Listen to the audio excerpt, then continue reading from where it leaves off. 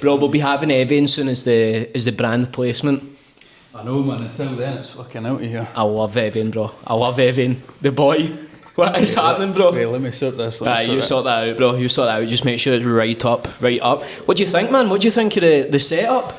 Bro, it's sick. I know, well, it's not finished yet, obviously, so I've obviously just, moved everything about, like I just said there. Everything was all against that wall, the studio, but it was taking up like a mad stupid amount of room and stuff like that, so I thought I would move this up the back here. I've still got decorations and stuff. Bro, and next it was like £5 or something like that. Was it? Not bad, bro. I'm going to move this like right up close to you, mate, just so that the audio picks you up and that. But yeah, bro, I'm a bit of a one-man band in here, mate. Bro, it's lit. It's a nice size as well, isn't it? It's big, mate, and obviously we're going to have like more kind of shelving units and stuff like that when we do this next batch of Scran seasoning. It's going to be a big one, bro. How's it going? I feel like I'm in flow state right now, bro. Really? Yeah, gen up, mate. Is it going good? Aye, it's doing class, mate. So we've sold out of the first batch already. Okay. We literally only launched about 7 weeks ago or so now. Yeah. And it's good, mate, because obviously, I don't know if you know, but I'm in business with a guy, so it's not just me. I seen that. Yeah, so it's me and this guy, Paul, and I met him actually. He was one of my clients, and I met him on that. And, mate, he was just in a session one day. He was like, you ever thought about launching a seasoning brand? And I was like, no, but that's the best idea ever, mate. I was like, who? So it was his idea? Aye, his idea, mate, yeah, which I've always said, obviously, and stuff like that as well. And it's good, mate, because we work really, really well as a team. Like the things that I'm maybe not so good at, maybe the kind of admin side of things. And basically, Paul's background, he's like a fucking master marketing expert. So he's been doing this shit years, like running like Google ads, Meta ads. So he's good at the ads? Mate, he's good at everything, right? So basically, what's exciting about this, and I've never actually really said any of this before we've got to talk business when the goat's in, bro. Of course, bro. We've got to talk business when Wait, the is this what- have we started that? Aye, come on, man. We've got to talk business when the absolute goat is in. So basically, what's exciting about this is Paul has worked like in many marketing jobs over the years, but what he's obviously what's the word I'm trying to say, like a pain point if you want to say, is he's never had anything that's actually been his, right? And he's a kind of guy that I know, a guy that he knows, started his own hot honey business years ago, right? And the guy still actually doesn't have a social media, which is crazy, but you know, he was starting it, he was making it, and it wasn't really, you know, doing any sort of kind of sales or whatever. So Paul basically came on and helped him in the marketing side of things, and he's like, let's actually like get sales here, run ads, etc. So within the first year, the guy was basically doing nothing. Paul came on, boom, 100 grand first year. Second year, boom, 600k. Selfridges put in a big massive order. Third year, right? That's crazy, bro. This guy woke up and he was just like a multi-millionaire because a supermarket in America, Kroger's they're called, right, it basically just put an order in for like £2 million worth of orders, right? But obviously he's like that. I've not even got like the pure system and setup, so he had to basically scramble together to make obviously £2 million worth of this hot honey, etc, etc.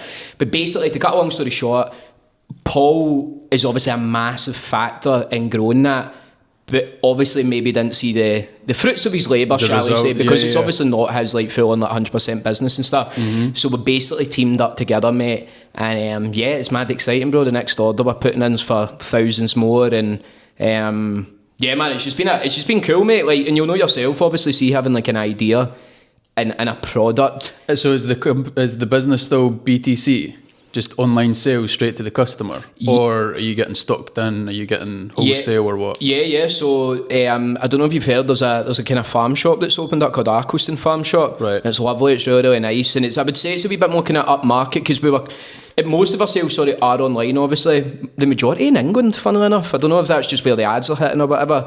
But in terms of like wholesale, so we've got them into a kind of couple of places, but we also kind of wanted to be a bit selected. See, at first we were going to just put it in anywhere, like in corner shops and stuff like that. And that's not disrespecting anybody that has a corner shop, but we then thought, we don't want this just to be in anything like randomly for the sake of it. So we have got into wholesale, but obviously the hopes is that, you know, we get into retail soon, etc, etc. So no, we're cooking. But anyways, enough about me, mate. Sorry, enough about you. I've been really intrigued about the business, but I wanted to wait until I was with you to talk about it. Yeah, no, for sure, man. How's things with you, bro? Good. You smell amazing, mate. Thank you, bro. Thank you. Listen, that's one thing I always want. Is when I meet people, I want them to be like remember me for my smile. Yeah, no, it was a good... Always need to smell nice. It's a good compliment to get, isn't it? Yeah, bro, 100%. I left the gym the other day and a guy texted me, he's like, what was that aftershave that you had on? And I was like, oh, well, I got started on it. I'm actually working on something. Okay. I can't say too much though. Okay. Can you say anything? Is it a product? Is it a business? Yes. It's a product? Yeah. So obviously a business as well? Yeah. Okay. I don't know if I Let's just say that you saying me smelling nice might be a clip. For the product. Ooh, okay. Come on, bro. I was going to say we need to get a thumbnail after this with it posts, man. Bro, it's genuinely good to see you, man. It's good to see you. It's been too long. When's the last time? It was a Christmas podcast we done, I'm sure. With the property boss. That was on the lead up to the property boss fight. Oh, was it? Was that the Christmas before that? Yes. I think when was the fight though? Was it January, February or? March 24. Oh, so you must have been doing quite a bit of promo for it then? Yeah. Because it was a Christmas, because you came into my dad's like skin tight Santa leotard or whatever, man. Oh man, that's so funny, man. And I always tell people about that day. Obviously you were doing the promo for the property boss fight, and I always tell the story to people that, like, because everybody, bro, I'll just you've probably obviously seen the clips with me and Evan and stuff like that. Everybody asks obviously what you're like, and bro, I've always been consistent in saying this, and this isn't a lie, that you are a top guy, mate. And like, appreciate it, man. Oh, you're a top guy, mate. And like, I think people need to understand is like the way you are in social media isn't the way you are 24/7 off camera. Mate, you're just a normal guy. But mate. See, the past year, I've not done any trolling, wind up. I've not done any of that. But since I've done it for so long, they know me for that. Aye. But I'm like, judge me from the past year in my socials, because I've just been normal. I've been doing like day in the lives, just normal voiceover stuff. Doing generous things? Just the generous things, giving back, and just doing stuff that I would like, it represents me as a person.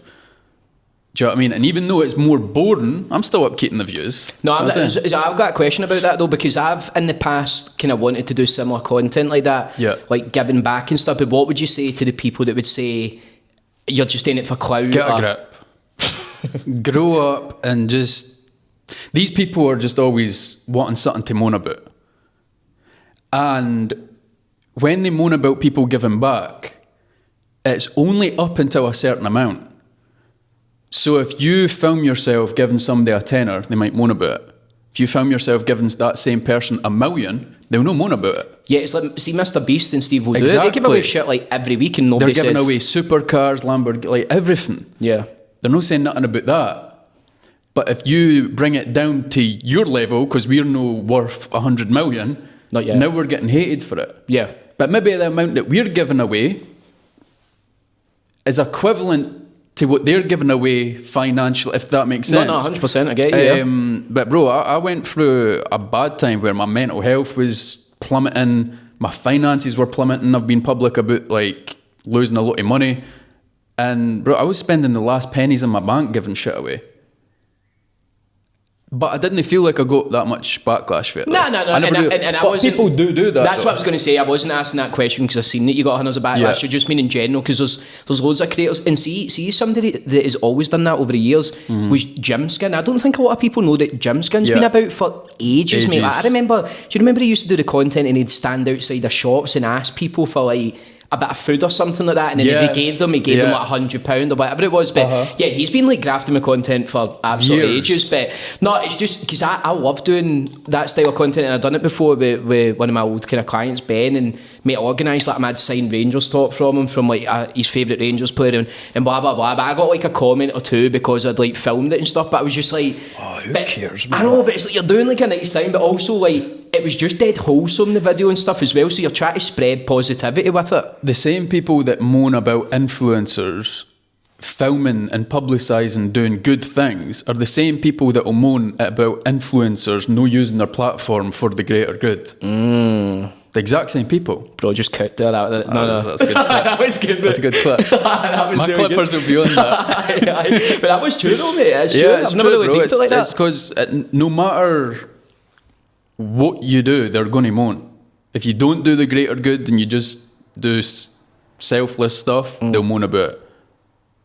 That was the opposite. But you know what I mean? No, 100%, bro. No, 100%. And see, just touching on what you were talking about, you said you've been very public about, the money that you lost and you went through struggles and you're financially crashing and stuff. Which, by the way, respect on you for actually being open and honest about it and stuff as well. Because I put out a video the other day and I was open and honest because at a time I was making pee at one time, mate. Yeah. But then also it went to a time where I went down to Manchester. I was skint, mate. Like my mum and dad were tapping me constantly. Like I was in a bad place, man. And when you got to that, was it after the hydro kind of event? Yeah. So, okay, can we talk about that then? I can't get into too specifics. Not 100%, but you know what I mean.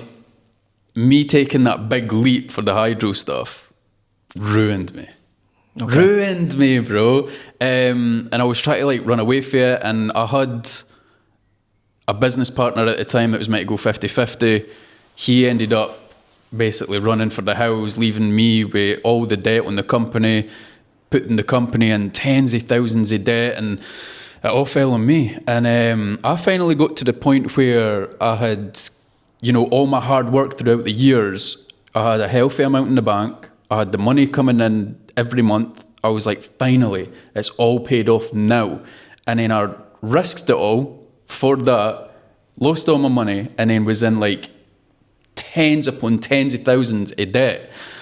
And I was like, why? And then I was trying to obviously work things out, and he was obviously 50-50 on the company, but I was running away from it. It's no my fault, like he's done me dirty. I was like ignoring it, and then after like a year and a half it all caught up, and I was like, fuck. So let's backtrack a wee bit, right? Yeah. Just so we've got the full story. So you do the fight at the Normandy against the property boss. What a night, by the way, mate. What a night. That honestly, I just texted my pal literally right there because I was like, I think that's the last time I've been like proper fucked, mate. Seen to us. Is it? Oh, bro, I was fucked. Because I said to Evan last week when he was on, like, mate, see the way that the tables were situated. Obviously, they were commentating on it, right? But where the table, I was sitting with like Josh and Keon and stuff like that, obviously, and we were literally sitting right behind them. So I was fucked, right? But I kept forgetting they were live and stuff, but I kept coming up. I was like, you sure don't want a drink, boys? And let me, what actual live? But they were saying it's there would be like wee bams and stuff, and be like, mate, I was like, he's got, like, mate, what a fucking live, we can't talking that. But mate, what a night it was, mate. And do you know what as well that I say to people?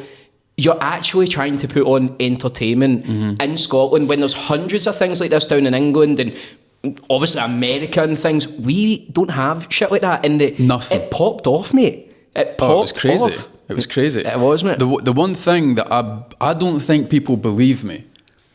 I genuinely care about bringing everything to Scotland, and not necessarily just focusing on like Scotland entertainment or social media or whatever, but inspiring the younger generation, inspiring the youth. And I've done everything, and yes, of course I gain from it financially, I gain from it with clout and so on and so forth, but I don't necessarily only think about that. Look at the people I've put on throughout the years. Look at the things that I've done or the noise that I've made and everything, and I do that, and then I'll film it and I'll play into the character. But when I go home, I'm like, oh, I hope he or she eats for this as well. I hope they then do this and capitalise on that opportunity, and then they could then get money and brand deals and blah, blah. I genuinely care about everybody else, bro. And I feel like everybody just sees me as this guy that's trying to capitalise off everybody else, when really I'm doing everything I can for everybody to capitalise on the back end of me and surpass me. And, Giovanni? Yeah, he's doing crazy just now, man. Perfect example. So I've kind of been mentoring Gio's mindset like the past 6 months. And a practice I had with him the first time we really spoke about like pushing it. I said to him, if you were to wake up in the morning and you wanted to make X amount of money that day, what would be like a decent day for you? You'd be happy with? And I hope he doesn't mind me saying this, but it was like 50 quid, 100 quid. I was like, that's great, because he's a young lad and he's on social media and he's making money for nothing, right? I goes, but you need to think bigger. So times that by 10. Oh, what do you mean I've never made that amount, blah, blah, blah. I was like, bro, if you aim to make let's just say it was 50, and you aim to make 500 that day, you might fall short by miles, but you might make 100, which is double the amount that you were originally wanting to make, because it's like the red car theory. That is the exact same with business opportunities and money. If you think about a red car, you'll see a red car every 20 minutes. If you don't think about a red car, you'll never see one in weeks. So when it comes to making more and growing the business and growing your personal brand, if you're constantly thinking, right, how can I make $1,000 today? Every single message that comes in, you think to yourself, how can I make this message and follow it up with an opportunity? You start seeing all these business opportunities and money-making opportunities that you would never have thought of if you were just aiming to make 50 quid. 6 months later, Gio phones me. Recently, whilst he's in America, this company's wanting to work, blah, blah, blah. Yeah, he's been cooking, man. It's class to see. 6 months ago, he came to me. In a day, he was happy to make 50. He's just signed a $4,000 deal. Yeah. In 6 months. Yep. Just by thinking bigger. And I love that. I don't take a percent. I don't want anything. Yes. I'm just happy that he's winning, bro. Yeah, and I always say that, mate, and even obviously Evan said the same, that he's been starting to get more kind of brand deals, and it's hard, see, when you're trying to represent yourself in that and contact, directly to them, it's hard because you feel like you can't ask for more money, or you think you're not capable of it, and that imposter syndrome comes in, and that doubt. And this is why I love speaking to you, bro, because you nailed the head. What is it fucking saying? You nailed it on the head. Yeah. I was like, what is it saying there? You nailed it on the head when you were saying, obviously, about the red car theory, and when you think about it. So tomorrow morning, my uncle will be coming in this same very office, and he's been a business coach for the last 30 odd years, right? But not one of these guys that started up on Instagram and pure messages you, right? Like, bro, I can get you to like 1 million in like 2 days or whatever, right? But he's been doing this gig all his life, and obviously it's been up and down at times, but he's at a position now where he's 2 major clients. He's always in America, so he darts between New York and he goes into the CEOs of Sony, right? I shit you not. And then he goes to California and his 2 clients are Google and YouTube. So this wee guy from Renfrew, mate, right, is going into these major CEOs of these American companies. And over the last 6 months or so, since I obviously started about bringing the podcast back in the seasonings, I've been meeting with him, say, monthly, and he's been basically mentoring me. And it's just crazy hearing you say that, because he says the similar things. When I said that I wanted to start the seasoning to him and what ultimately the end goal would be, for me, it would be another company comes in and buys us out, right? Yeah. And he started to say to me, for how much? And I'm like, I don't know, like, say multi-millions. And I was like, 10 million. And he was like, go for 100. And to other people, right, that sounds crazy, thinking I'm going to be an $100 million entrepreneur. But what you're doing is you're training your brain to live like it is already an $100 million entrepreneur, right? And just to echo what you said, and I'm getting goosebumps, bro, this is crazy. We're dropping heat here.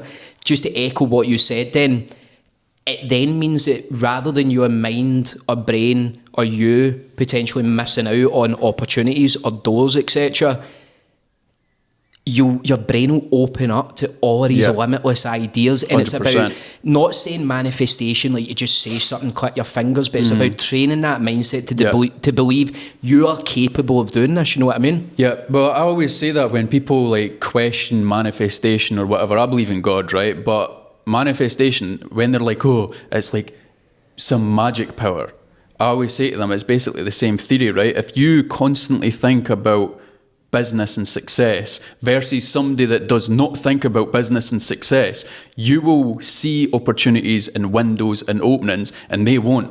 For example, if you're walking down the street side by side with somebody that never thinks about success and they don't care about success, which is also fine, but you only care and think about success non-stop, and across the road a man pulls up in a Porsche, jumps out with a briefcase. The person that doesn't care about success and isn't manifesting, they will either no see it, completely just cannot see it, or they'll see it, maybe like, oh, he got lucky, or they'll just ignore it. The person that's been manifesting and only cares about success and wants to succeed will look at that, be inspired, and might even go up and introduce himself. By the way, what did you do to get this car? What company do you own? Do you own a company? What is it you've done? Tell me your journey. because you want to be inspired. Straight away, that could or couldn't, but it could lead to you networking with this person, getting their contact, and who knows what could come for that. But you've seen an opening.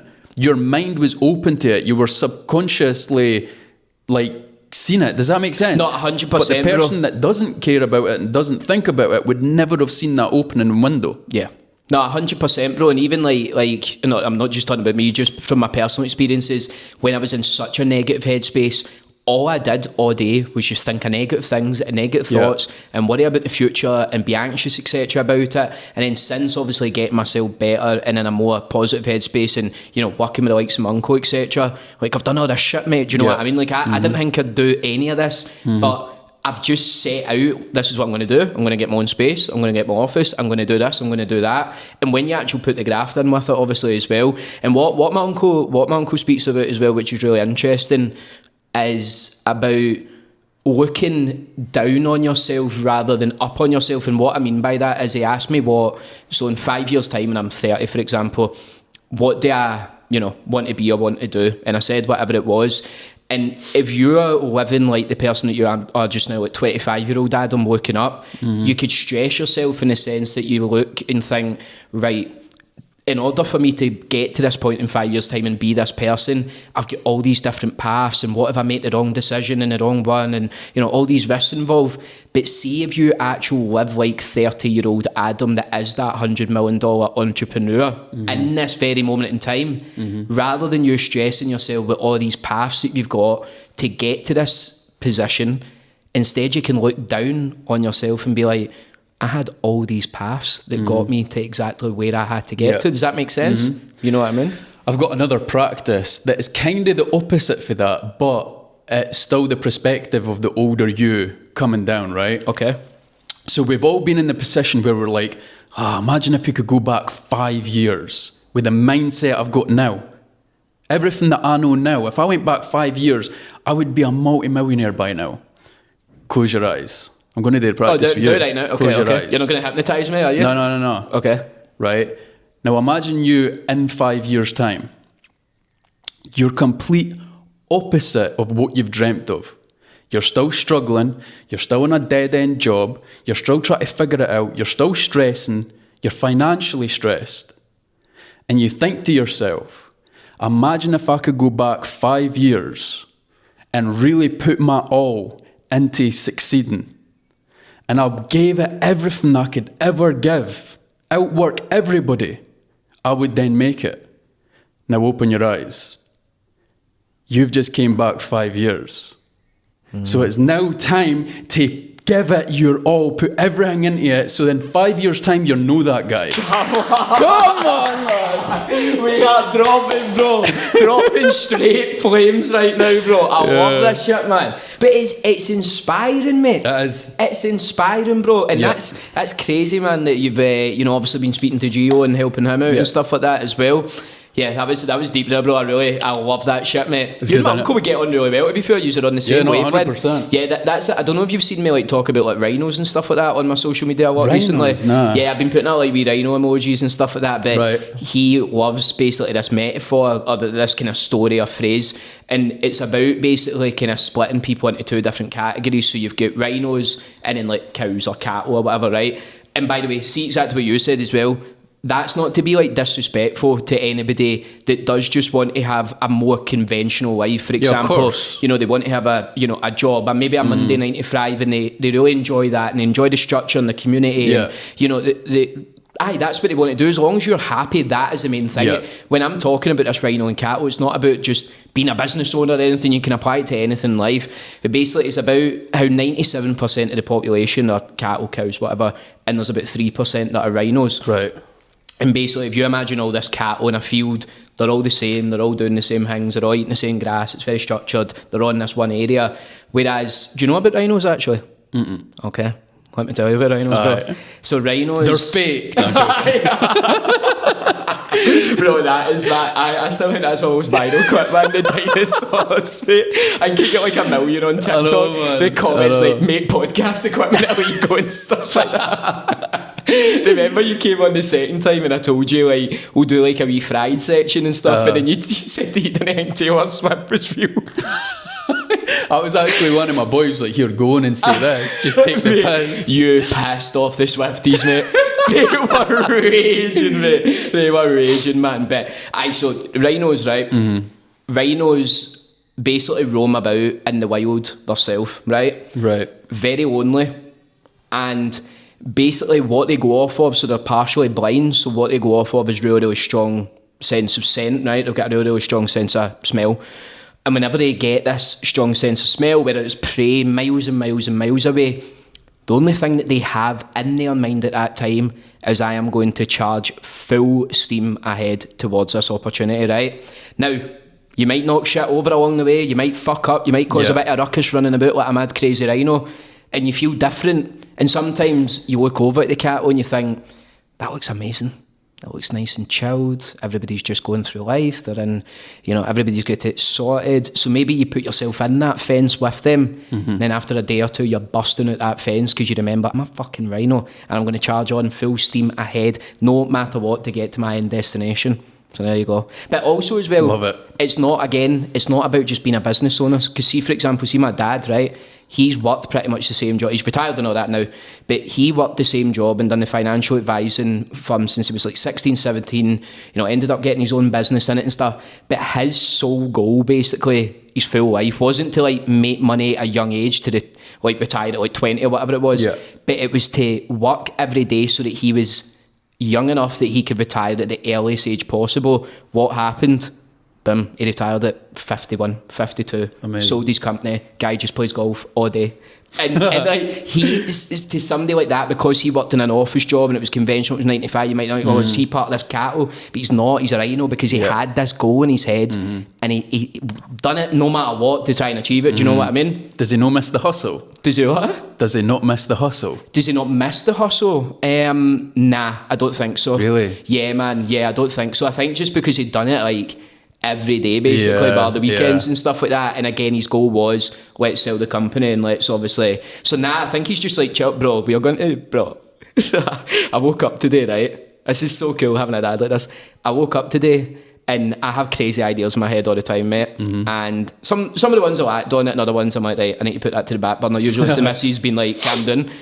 I woke up and I was like, bro, I need to go to Miami in a couple of days for the World Cup next week. Aye. I phoned my dad and I said to him about it, and I was like, I just want to go out and like enjoy it and make content and like pursue it. And then I came off the phone and I was like, maybe I should just go with him. And then I phoned him back and he was like, you think what I'm like? And I was like, you want to come? And he was like, aye. I was like, come on, bro, easy days. Right? But anyways, getting back to yourself, that was a really good segment though, in terms of giving me tips and that. And I liked that. I liked the first one that you done, because it was really similar to obviously what my uncle said. So going back a wee bit, the boxing fight finishes, how does it start to pick up steam then towards the hydro? At what point do you think this is actually plausible or feasible? Or where's it come about? I was actually in Santorini and Novo randomly popped in my head, gave him a message, he said yes. Nacho Novo, oh sorry, I thought you meant Nacho Novo messaged you, so he just came into your head in terms of opponent. Why? Because he was like one of my favourite players. He was my favourite player like in the SBL anyway. I just randomly put my head. Okay. So I was like, fuck it, I'll fight him. So I messaged him. 10 minutes later, he messaged back. And then he says he knew a person at the Hydro. The next day, Hydro phoned me. And I was in Santorini on a high. And then, it was as quick as that? Quick. Because you went to Santorini after the fight? After the property boss fight? About 10 days later. Damn, so it was just like, I want to fight Nacho Novo, I'm going to message him. He then said, I've got a contact at the Hydro, and next day the Hydro phoned you. Yeah. Damn. I know. That is crazy. It was all sorted by the time I got back for Santorini. Then I had somebody in my DMs wanting to go 50-50 on it. He sold me a dream, manipulated me. I was still new to business. People think that we should have it all figured out. Yeah. We're still young in the business game. So he sold me a dream, took him on 50-50. See, when you're saying 50-50, sorry, as in like booking the Hydro? Everything. So, but I ended up putting more money in than him. Okay. Because I got manipulated. Okay. So then we were doing it, had a few meetings with the Hydro, and then, it never blossomed to what it should have been. See when you're saying like you had a few meetings with a hydro, even that's just mental, mate. The fact that like, bro, you've actually had a meeting in the big spaceship in the hydro to actually put an event on there. Yeah. What were the meetings like? Was it, just about what the events? So about, much more chill than what anybody would think, man. Okay. Genuinely. But yeah, it was just like sorting out like price and capacity, just all the boring stuff, to be honest. And then, I thought Novo would have... I don't know what I put the blame on anybody else, in fact. It was my show, I take accountability, I failed. Okay. And I learned from it. Okay. And can I ask you then, when you speak about you were manipulated... Yeah. Can you go a bit deeper into that? And I don't mean in terms of talking about contracts or naming the person or anything, but what happened and what did you learn from it, if you want to say? I stupidly believed lies. But at the time, I never knew it was a lie. So if somebody came to you and goes, oh, by the way, I've had this business, I've sold that business, I've got all these property, selling you an absolute dream, you're already on a high, you're like, fuck it, this is what's meant to be. You've got, you're killing it, these opportunities come, let's just go for it. I never done enough research, I just never done it right, man. But again, I've learned so much more because, like, somebody actually came to me, go 50-50 in another business just last month. Amazing guy, by the way. And that was going to be a legit company and it would have actually worked out. But I had enough experience to be like, right, take your time this time. Go through these steps, ask these questions, do your research on certain businesses and so on and so forth. So you learned a lot of lessons? I learned a lot, of course, bro. Like, you never fail and it's just a fail. Oh, you failed, that's it. Like, these failures are put in place for you to reach where you want to be in life. So I believe in God, for example, right? So if I say to God, I want to be here, it's like, cool, it's not going to just be all dandy up to there. You've not got the experience and you've not got the knowledge to get there. So I need to then rip you down here and then give you that and then take it away here and give you these life experiences and make you learn all of these different lessons for you to eventually get up there. Yeah. So that's just one of those experiences that I had to go through and navigate through, and it killed me in the moment. But years go by and you're like, I needed that. Yeah, because people, it's interesting when you were speaking there, because people are scared of failure and think it's a thing to fear away from or shy away from or think, oh my God, it's going to ruin me and what if I'm a failure? You've got to fail. You've got to. See, anybody that's ever done anything great, do you think that they've just got there like the click of their fingers and they've never had knockbacks or setbacks or anything? And it was important what you said there as well in terms of, I'm a believer in God as well. And I believe that when you go through dark times, it's you getting ripped apart so that when you get built back up, you're built bigger and stronger. And what I mean by that is you're a better person from it. You learn from it as well. Mm-hmm. Do you know what the saying that I love and I say it all the time, and I kind of feel like I'm speaking to God when I say it as well, is he wouldn't put this dream in my head if he didn't think I was capable of it. Facts. And honestly, bro, I say that, or it's even I land something big or something I've been really hoping for, or it's the season going well, or landing a guest or an episode doing well, and it's like I just love saying that to myself because I'm like, there's a reason that you're putting these big dreams in my head. Mm-hmm. You know that I can achieve this. See what I struggle with, right? Just with you saying that you like get excited with certain things. My experiences this far in business has almost ripped the excitement out on anything. And it hurts, to be honest, because when you've got these dreams, right, you know what the feeling's going to be like when you achieve them. And when certain things, you still get that feeling, right? But through business, as we've previously discussed, you'll get humbled, you'll get things ripped away for you, you'll fail, you'll lose money, and so on and so forth, to the point when another opportunity comes, you need to say to yourself, don't get too excited, because this could happen, because you've got the experience, you've learned this could happen, and then you start almost picking away at all the negative things that could happen, which, again, it's no negative thinking, it's you navigating correctly this time. Okay. But at the same time, it's like, I'm now not excited about this as what I thought I would have been when I was 15, 16 years old. Okay. Now it's came, and I need to stay calm. I need to think about all of the things that could happen. I need to sort of write a plan and try and navigate through it correctly, if that makes sense. Yeah, 100%. And I think then from an external standpoint, looking into that, it's like, I don't know. I know what you're saying, obviously, about the kind of negatives and stuff, but then on the flip side, how good's it going to feel when whatever it is that you have, what is it, bro? What is it? Do you know what it is that you want to achieve? The big goal, the big dream? I know a few things, yeah. I know a few things that I want to do and want to achieve and do until I'm no longer here. But as you're climbing up there, what I'm saying is, until the deal is completely done and you've completed the task and the money's in the bank, I kind of get excited. I understand what you're saying because you've been through and it's a traumatic thing that you've been through, and I don't think maybe a lot of people understand that, to lose that substantial amount of money. Nearly obviously. 6 figures, bro. Yeah, yes.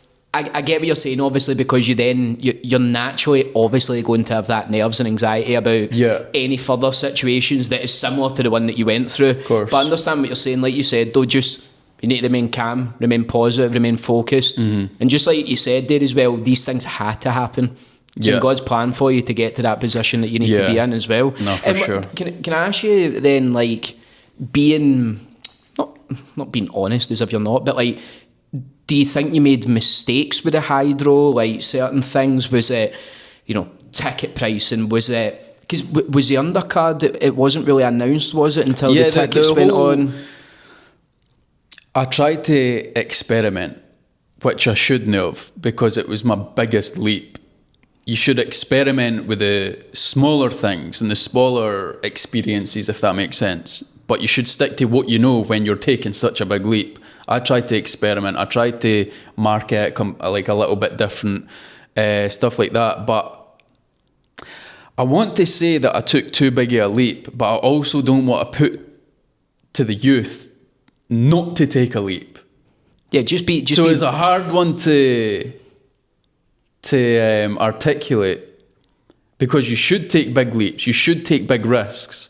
And do you know what? Take big risks, man, because listen, I've learned enough from that. So yeah. Would you try out the box and stuff again? Would you bring it back? I've got my eye injury. So talk to me about that then, the eye injury, because were you then scheduled to do a follow-in fight after the hydro, is that correct? Yeah, I wanted to do multiple. Keep going. Yeah. But so my left eye got sliced, right? So the doctor had said that I need 3 months for the cells to mend back together, and in 6 months without any damage for it to be completely healed. But straight away I went into sparring for the Novo fight. That event never obviously turned out to anything, but I was still getting little scratches here and there and having to take maybe a week off training because of the eye. And then I was going to put on another event versus the other guy that I don't know what name. That's all right. And then in sparring, my eye went again completely. I was both eyes closed, bed bound for a week plus, and my eye just went back to square one. And then, because the doctor had said, do not box again. You're at risk of losing your eyesight in your left eye. And obviously I tried. But when it happened the second time, I took that as a sign for God, like, give it a bye, man. Like, maybe you've got greater things on the horizon that you're maybe ignoring because you're focusing so much on the boxing. So I kind of just took it as a sign to just step away. And then people say, well, would you not put on the event and not box? That is not worth the sore head, lad. That was my next question. It's not worth the sore head.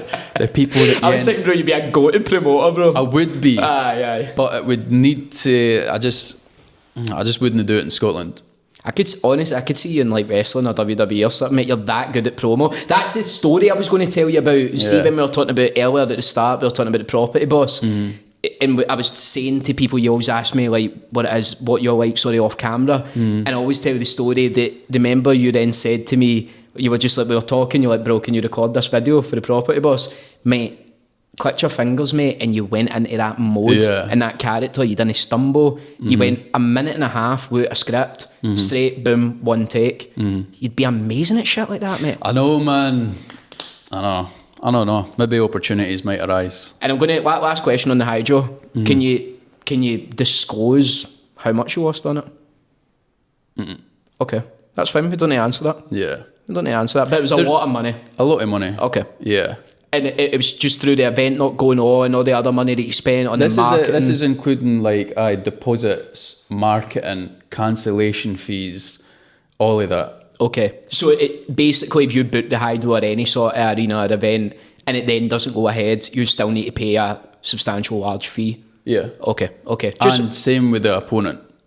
Okay, right, okay. A lot. Okay. Deposits and cancellation fees. Novo's chowing. Bro, Novo done nothing. He went to 2 training sessions and made nearly 15 grand. Was that guy not getting a quarter of a heart or no, man? That guy's got a quarter of a heart as well, doesn't he, man? Jeez, bro. But he was chilling, man. Aye, man. Financially, he was laughing. Aye. No, well, I appreciate you opening up and all that about that, bro. And like I said, mate, it is inspirational for people that, again, seeing you take the risk, you went through the hardship, you went through the hard times, you're building yourself back up, bro. And it's good to see, man. It's good to see. And then we'll chat them all light-hearted note and not just about financial stuff and that as well. A promo run for your seasoning? Bro, you pick up that Mexican seasoning, look into that camera, bro, and just go crazy. I'll try. Okay. Right. This is a freestyle, mate. Bro, you're freestyling? Okay. Right. Count me down. From what? 3. 3, 2, 1. I know that you've been seasoning your chicken with just the little speckles of dust. But here at Scran, we represent for you to go bigger and greater. So rather than seasoning your chicken like you have done your whole life with the speckles of dust, go bigger, go greater with our flakes. How's that? Is that right? Bro, I did stutter a tiny bit. Nah, it's cool. Felt the stutter. Nah, it's cool, bro, it's cool. That was crazy, mate. I was just, I didn't want to laugh because I was just like, I'm going to let you cook over here. I was just like, when you're seasoning your chicken.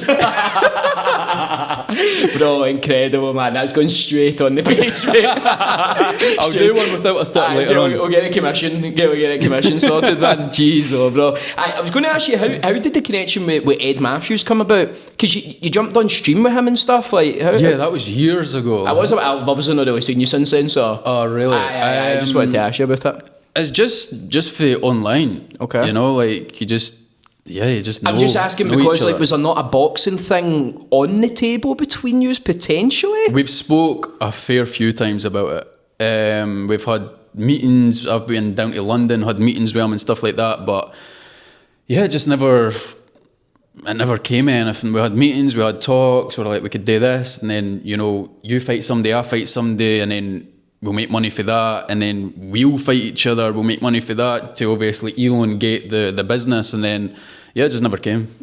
He's going crazy right now, isn't he? Yeah. Oh my God, he's heavy popping off, because, like, obviously for a wee bit it was more like HS years ago, but it seems like Ed's like way more popular. I think they have their moments each, I've noticed, throughout the years. Like, HS will have his moment, and then it's Ed, and then it's HS, and it's back and forth. But they'll both kill it. Aye, but HS though, he's kind of like, has he disappeared a wee bit? Or?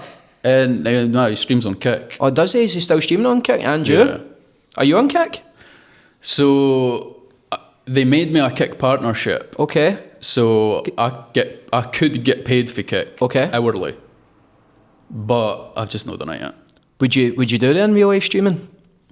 Because I thought, see, when you went away with Sean Paul and a couple of trips and stuff, I thought it was the streaming initially. It's not as easy as what you think, bro. Oh, man. IRL streaming, the setup that you need to no lag costs 30 grand. Aye, the backpack. Aye. Is it? Aye, so this is a streamer. Well, let's just say 15 to 20 grand. Aye. I'm not, bruv, hell no. And then you're also having to pay, obviously, the cameraman and. Aye, and that's to start.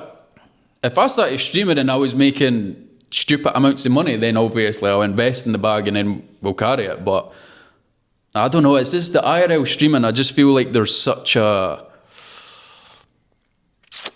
there's like a, what's the right word? Vendetta? Nah, I don't know. It's just always negative, bro. Yeah, but then Jim Skin's kind of changing that, isn't he? He is. He's like, mate, he's like a national treasure now. I know, he is. He's like kind of one of the first in real life streamers though that is actually... That's no drama. Aye. Yeah. Aye. But then like we talk for so long about failures and stuff. I'm sure he spoke about that. He's been trying content for years, mate. And the wee bits and stuff here and there that's popped up, but then there you go, there's somebody. Again, it's like location as well. What am I going to do? Walk about Glasgow live streaming? You know for a fact that people are going to want the attention to be the ones that ruin it.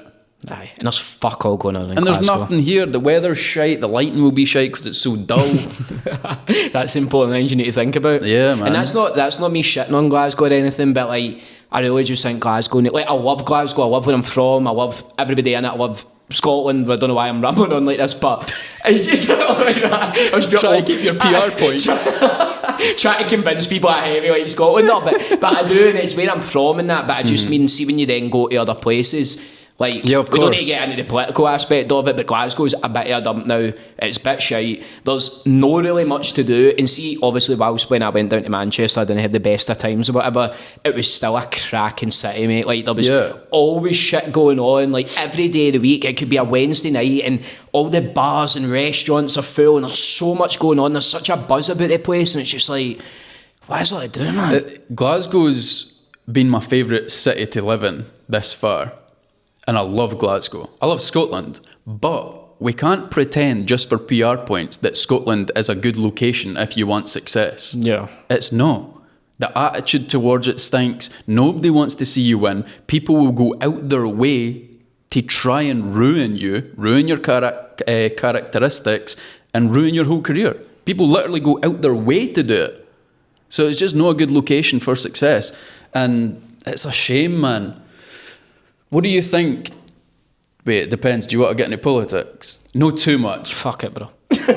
Well, no politics. Anything goes, but let's just talk about social media being banned for under 16s. What's your take on it? I think it's a lot of shite, man, to be honest. And also as well, where I'm coming from in that, and I put up a TikTok about it the other day, is anybody actually sat and questioned how they're going to prove that they are 16? Is it because the rest of us are all going to need to upload this digital ID and sign up to that to prove we are not 16, to prove we can go on social media and do these things? And I just think as well, let the parents parent their children. Yeah. Not the government, right? Because, in my opinion, they have not got anybody's best interests at heart. None of them. And that's why I am not political, mate. I'm not in the right. I'm not in the left. I don't like a party or an individual, because see, the way I see politics, mate, it's a big fucking sham. It's just all over the world. They're on the same club. Behind closed doors, they're all getting cosy with each other, and they're laughing, mate. Mate, you see the likes of like Trump and Obama at funerals, and they're actual pissing themselves laughing to each other, and then they go out and do like a press conference and they're slaughtering, and it's like, that's because they didn't know there was cameras on them. I think politics is just a thing to create division. 100%. The higher power, they want everybody divided, they want everybody arguing, and, you know, people, mostly from the left. By the way, I'm no left, I'm no right. Yep. I see goods in both, I see bads in both. I don't give a fuck, right? Same, I'm the same. But it's mainly for people for the left. If you disagree with one point of them, they'll hate you. Mental, mate. And they always label themselves as well as the like, good ones. aye, they mad freedom of speech thing, and it's only freedom of speech until you say one thing that they don't agree with, and then it's like, aye, let's go tonto, by the way. So I think, obviously, and again, this isn't us picking sides or anything, but no, of course. Again, in, like, over the history or whatever, if you were speaking about people on the right or whatever, that they would be deemed as like the dangerous and extreme, and it's like, over the last like how many years, 5-10 years or whatever, the pendulum's swinging, and it seems to be the people on the left where they're getting fucking tonto about, I don't know, but I know, it's a sticky one, isn't it? But this is what I'm saying, I feel like, and I can, and obviously you can talk about this, because we've not got any allegiances. Like, I could sit and talk shit about the right and the left, you know what I mean? But or the social media ban, like, let the parents parent, like, back to I forgot about that. Yeah. So this is how I see it. I could see both sides, because it could be dangerous. You know, there is negatives for it, but again, I'll leave it to the parents, because look at the kids. They're being exposed to the system being bullshit. And they're clicking on from an early age and they're chasing their dreams. And I think that it's been banned for control, not safety. But they're using safety as the mask. Yeah, for sure. Now you're cooking with that, bro. You are cooking with that. I think that's what it is. But I do understand why parents are happy about it, because it could be dangerous. But bruv, if your kid's 11, why are they on Instagram? Exactly. It's the parents' job. It's not the government's to take it out of the parents' hand, and then everybody makes us so many social media platforms. Or monitor it daily. Aye. And like, see, for example, right, so you're telling me that somebody that's 15, turning 16 the next day, right, isn't deemed responsible enough to go on and use a social media platform, then they turn 16 the next day and they can go and vote in like a major election. Or do these other things, and it's like, how's that split? And I understand there's got to be some sort of cut-off. Mate, Australia introduced this and it's been a shambles. It's just not worked, and it's like, mate, we guys are clued up in the internet now. They'll find other ways. I've been invited many times into schools to influence the kids and do talks and stuff like that, right? See, when I say to them, what's your dreams? What's your dreams? Still a few of them say, like, you know, jobs, normal jobs. But the majority of them will say a career that needs marketing on social media, and you're delaying that. And fair enough, 16's still young, so they can start at 16. Still a young age to start chasing your dreams. But it's like, look at all these accounts. So like, I can't remember the name, so apologies, but it's like the wee girl, the Scottish girl with her dad, and it's like, hey, is it Hey Jimmy Boy or something? I don't know if you know what I'm talking about, but they're a massive account, right? And it's like, they do cooking in that. Aye, so things like them, that's a dad and son account, and maybe, to be fair, maybe that's a bad example. It might not be banned, it might be the dad's account, blah blah blah blah. But no, I do think it's a wee bit crazy, bro. I'm not gonna lie. Yeah, same. I just think it's not really needed, to be honest. I had something to ask you there. What? I don't know. It heavy went out my head. Oh, right. It was to do with like the social media ban and... I can't remember, bro. I can't remember. Fuck it, mate. Fuck it. What you up to anyways, bro? Chilling, man. What are you doing, mate? What is the day-to-day life at Caz Milligan? I'm in a spot right now where, you know, I've spent years building my personal brand, right? So I could get the brand deals and charge amazing money to keep everything ticking over, keep the money coming in, blah, blah, blah. And I've got certain things I'm working on that I'm wanting to release after summer. Okay. Yeah. Because are you just like, and I think people would be interested to know what it is you get up to, what it is you do. CazMilligan.com, it's public. So like you could go on, I sell like guides to grow on social media. I sell guides how to make money on social media. I do one-to-one calls that I charge by the hour. I've got a Discord that's free and we talk about chasing our dreams every single day. So it's just like, I like, for what I have this far, the experience, the knowledge I've got, I want to just give it away. Yeah, I like it. Not for free. But bro, I think that's class that you are open like that though. Sorry, I keep touching your name, mate. I think it is class that you said that though, because I see so many people and they're like, I hate this word, and it is so cringe, not a word, but a saying. And for example, I seen this PT the other day say like, oh, I love my job that much that I would actually do it for free, and I'd just be like, do it then. Do it for free, but you're not fucking going to. Like, no, of course. It's not a bad thing to admit that you're trying to obviously make money at the same time. Do you know what annoys me as well? Sorry, just before you say that. See, just what we were talking about, like the whole kind of making money and chasing things and stuff. I feel like it gets shat on by... That's what I was going to speak to you about. Come on, man. Mate, there must not be a greater feeling in the world when you forgot what you were going to talk about and then you just remember it out of nowhere, right? We were talking about how Glasgow and when you're trying to make something yourself and stuff like that, etc., etc. I feel like if somebody publicly puts out there that they want to make millions or they have made millions, that people just completely shit on it as if it's this terrible thing, right? Yeah. And it was because you spoke about the politics, and by the way, I'm not political, I don't give a fuck about any party or whatever, but there was a Scottish guy, and I think he's the head of Reform, right? It's controversial. But basically, I'm not saying I support him, but what he was saying was, they were doing some sort of debate night, right? And he's a kind of young guy, he's not a young guy anymore, he was a young guy coming from Glasgow, he came for a scheme, came from a shite background, etc. Went to university through, you know, the way that Scotland provided, etc., etc. And he said on this debate night that he is a multi-millionaire and he's got houses and he owns a boat and all these different things.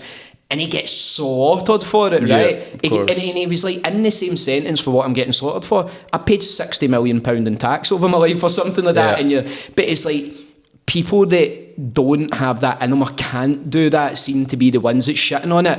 And again, it's nothing to do with him or anything, I'm not political, but like, why are we trying to tear down somebody that's like came from nothing in a scheme in Scotland that's made something of herself? It's this division bullshit, bro. Yes. The same people that moan about rich people, give them £1 million. Let's see if their opinions change, because it fucking will. I could guarantee you that. There's £1 million.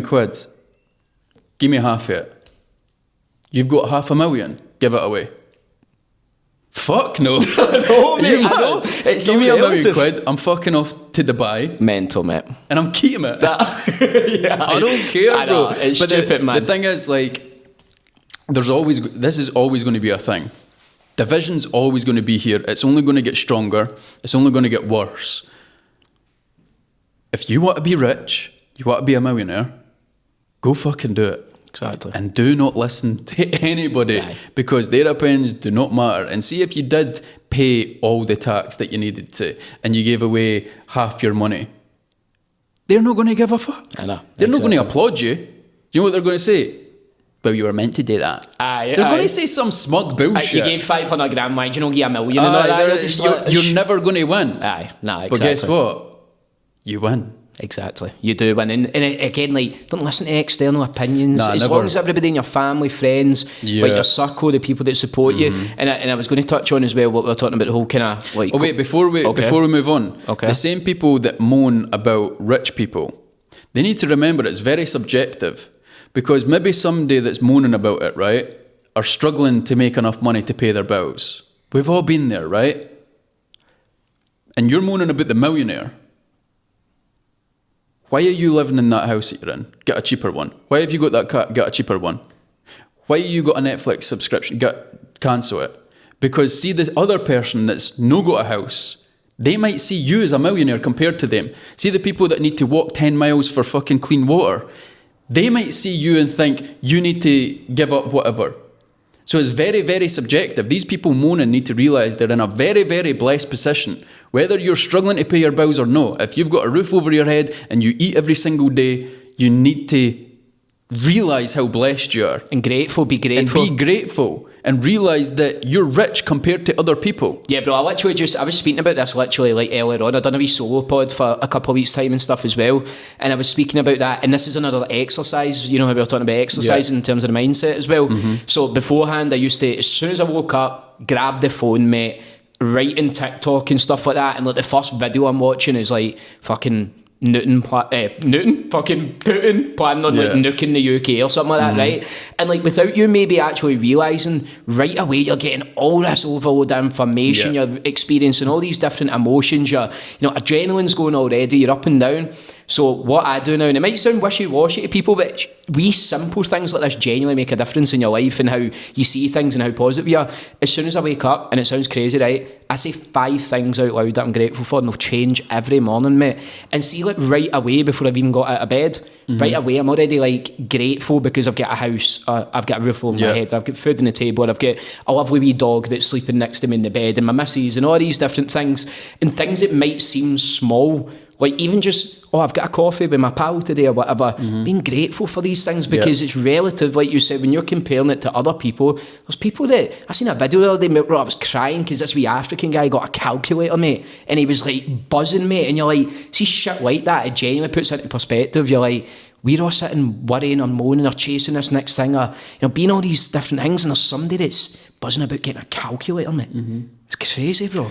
Every single time I pray, and the first part of the prayer, I thank God for the clean water that I drink and bathe in, the food that I eat, the shelter over my head, and the love that I receive.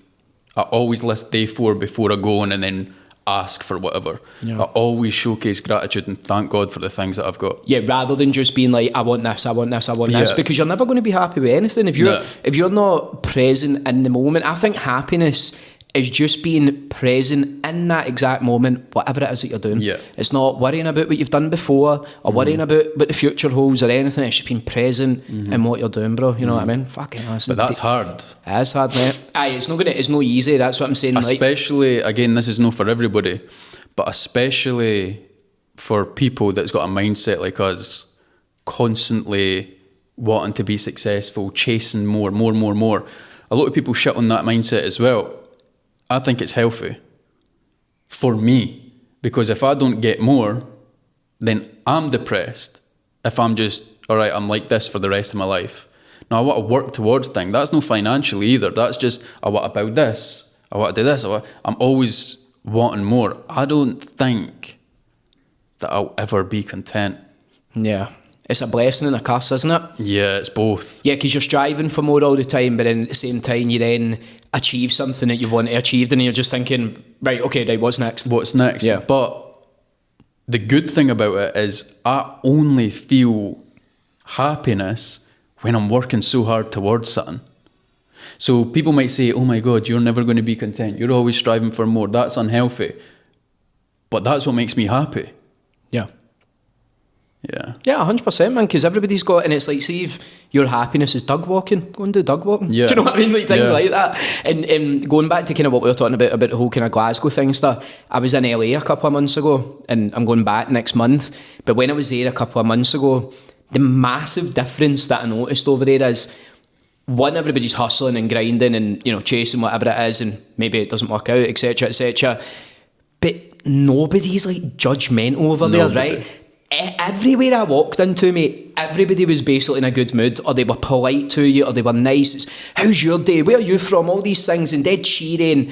And I'm not saying that everybody, but then you come back home and there's just this like whole, I don't want to say like depressing aspect, because I'm not shit. I love Scotland. I love Glasgow. I love where I'm from. It's home. Nowhere that I'll go will ever feel like home. But it's just when you go over to places like this, and everybody knows the feeling, bro. Yeah. Whether they want to judge you for what you're saying, they know the feeling deep down. You go on holiday, lad, it's different. Yeah, and you're like, why don't I live here or do this, or why am I not in the sun? And I want a house in California, mate.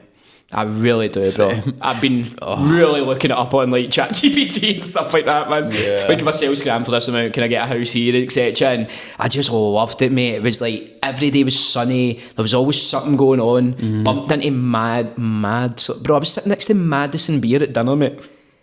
Madison Beer, bro. I'll show you a picture after that. Yeah. Obviously not like right next to them, that, but course. Bro, like we were outside, so Justin Bieber's got this pasta restaurant, or it's not his, but he loves going there. And obviously when we were out there, went to Coachella, seen him, and we're like, fuck it, we'll go to the restaurant in case he's there, right? And we went, and there was this girl in front of me, and I was like, but she had like glasses on and her kind of hair in a bun and no makeup and sweats, they call it. I don't know why I said sweats with joggies on and that. And I was like, mate, is that Madison Beer?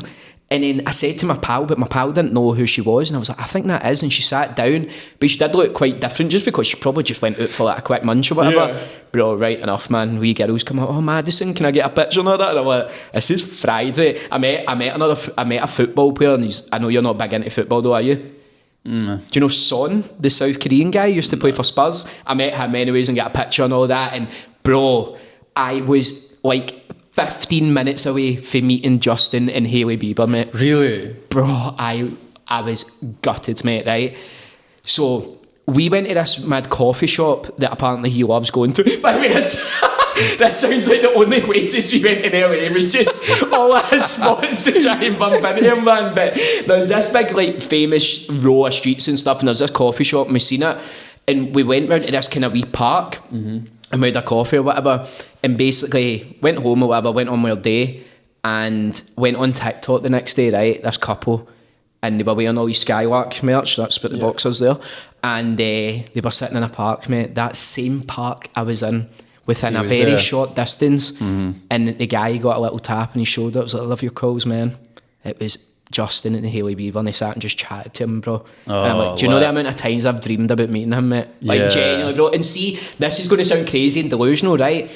I genuinely believe I am going to meet him one day. Whether or not it's next month in LA and just bump into him, but like, I visualise that shit, bro. This sounds like my creepy stalker, but like, I'm heavy outing myself here, but just like, bro, I love him, mate. Like, I've listened to his tunes for years and years. He's through hard times, through good times, through meeting my missus, like all of these different things, bro. And it's just everybody's got their, of course, you know. But I don't know, man, I've just had these mad like visions. That'll be sick. Oh, it'd be crazy, bro. But it's like, get him on the pod. Oh, bro, it'd be crazy, mate. But it's like tying back into that. I have that delusional belief about anything, mate. Oh, you need see, to like be a weird delusional. way, mate. Like there's like parts of me that I'm like, see, if I just start playing football again, I'd make it as a footballer. I believe I could do fucking anything, man. Yes, bro. I genuinely do. Rate it, mate. Genuinely, bro. I rate it, bro. Because I just feel that I outwork everybody. And people on my Snapchat will see this, because I use Snapchat as my spam platform. And they'll see me go to bed at 3 a.m. They'll see me back up at 5:30. 2 hours sleep max. And I'll wake up for a piss and I'm like, oh, I feel energized. I'll just stay up. And that's me up for the day. Okay. Do you know that is probably not good for you, though? Do you know that? I'm not promoting the lack of sleep. Okay, I've also said that on Snapchat as well. Okay. I'm not promoting the lack of sleep. But there is times where I'm just in the zone. Maybe I'm working on something on my computer and I look at the time and it's 6 a.m. I've got a question for you, though, right? I'm going to not pull you up about something, but I'm going to. Do you think you need to sleep? Sort your sleeping pattern out, because sometimes I see you in the gym at like 2, 3 in the morning. I'm like, bro, you should be sleeping and then waking up in the morning and going to the gym, mate. Like, is this guy waking up at like 12 or 1 in the day, man? Like, mad owl. You fucking nocturnal, mate. I've had sleeping issues my whole life. Okay. Yeah, like I've had sleeping problems my entire life, as back as I could remember being like a child. In terms of like, you just couldn't fall asleep, or I can never fall asleep. I've tried everything, bro. Were you scared when you were a kid? A little bit. I remember being in the house that I grew up in, well, the flat that I grew up in, and I remember just always being lying there like, I'm no tired. And genuinely, I could be like 4, 5 years old, and I'm lying there in my bunk bed, right? I'm like, I'm not tired. And it'll be pitch black, and I'll get a bit scared. Yeah, no, I was the same, bro. And then as I grew up, and like being a teenager, I'll just be the exact same. I'm bored. Okay. It's 3 a.m. I'm up in 4 hours for school, bored at my nut. And then in my early adult life, I'd need to get up at 5:15 to make shift as a pipe fitter. I'd go to bed at 2 a.m. Like, I'm not tired. I'd give 3 hours sleep and I'm up again. And then are you waking up? And I'll raw dog it. Are you waking up though, like feeling absolutely fucked? Or are you like? I feel fucked when I have a full night's sleep. It's very unhealthy. It is very unhealthy, but it's, I don't know. That's intriguing, mate. So you actually feel worse after, like, if you give me an 8 hour sleep, I'll wake up feeling like a slug. Have you experimented with any like sleeping concoctions, or what's that mean? What, like any sort of like, I don't know, have you ever like taken anything to try and fall asleep, or any sort of like supplement? Have you tried like melatonin, edibles? Nah. Fucking, if you try, that's what I'm saying. If you've been that desperate at times where you're like, fucking need to take something or try something on that. Nah, I just don't think anything would put. Obviously, if you take a bunch of sleeping pills, you're eventually just going to clonk out. But do I want to do that for the rest of my life? No, bro. I'm not taking pills and stuff to make me sleep, because I'll need it for the rest of my life. Yeah, you don't take. You're straight sober, aren't you? You don't drink. You don't take anything. You don't smoke. You don't do anything. No, that's really interesting, mate. I'm tunnel vision, man. This is what I'm saying. I'm just. All I care about, bro, is succeeding. All I care about is inspiring the youth. All I care about is pushing that message to chase your dreams. Genuinely, it's like a burning passion within me, bro. Because I remember being a kid saying, do I really need to do this and pass I never got any exams. Do I really need to go to college? Do I really need to work this job for the rest of my life? Like, I'm so lost. There wasn't social media back then. So I was so lost, and I was like, I need to win the lottery. That's the only option. And then obviously, as you got older, social media got introduced, and I'm like, right, I could do something here. And I just went for it. That's like your drug, that's your high. That's my high, bro. And I know that there's kids in the same situation as I was, the same thoughts, and really just, not, I wouldn't say in a dark place, but questioning life, questioning, is this system worth it? I never had anybody on social media because it wasn't a thing to be like, look, you could do this, you could do that. And by the way, there's way more successful people. I'm nowhere near where I want to be. I'm not even a millionaire yet. So there's so many people online that you could listen to. But I just want to use my platform for that reason. And I've consistently used it, saying, Chase, you could go back 6 years, 7 years. You've always been on that. Before I blew up on social media, before my first business, I've always said, chase your fucking dreams. Biggs said it, but when Biggs came on the pod, obviously it was like a couple of months ago or whatever, but he spoke about the time when, like, you went to Nando's and you were like picturing ideas and chasing or talking about dreams, etc. And it was like you couldn't even afford like peri chips or whatever it was. We went halves. On the Nando's. On peri chips. Oh, right, sorry. I thought you went half on like just peri chips. I was fuck you, wearing the trenches, man. No, we were. We shared a portion of chips. Okay. And we must have got someone else, but we couldn't afford a Nando's. Genuinely. And this was like, and then looking. And this is what I'm talking about, delusion. Okay. I was sitting there, bro. I couldn't afford a Nando's. Me and Biggs had to go halves on the Nando's and share it. And there I was sitting there saying, I'm going to be a millionaire. I'm going to do this. I'm going to get this business. And every single thing that I said to Biggs during that Nando's came true.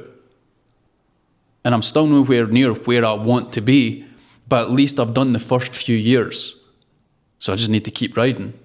I fucking bet it, bro. But you need to be so fucking delusional, bro. Like, I've got aspirations that I would never even say publicly. Yes. I was just about to say that to you because maybe something that I've been guilty of before is oversharing all the time. Feeling like I constantly need to tell everybody what I'm doing, and it's a negative, mate. It's hard because you want to be confident enough to I publicise everything. And when I fail, I publicise it. That's one thing with me as well as a quote-unquote influencer. Many people fail and they'll keep it offline. I live the perfect life and live the perfect life. I'm showing you my failures. I'm showing you me in tears. I'm showing you me losing all my money, starting from scratch again, being broke again. I've been up and down, up and down, up and down. I've publicised every single bit because I don't want to also promote saying, chase your dreams, it's fine and dandy. You're just going, I want to promote and document my whole journey so people could be like, right, let me watch this for the start. Oh, he's killing it. Oh, he's shit. He's killing it. He's fucked it.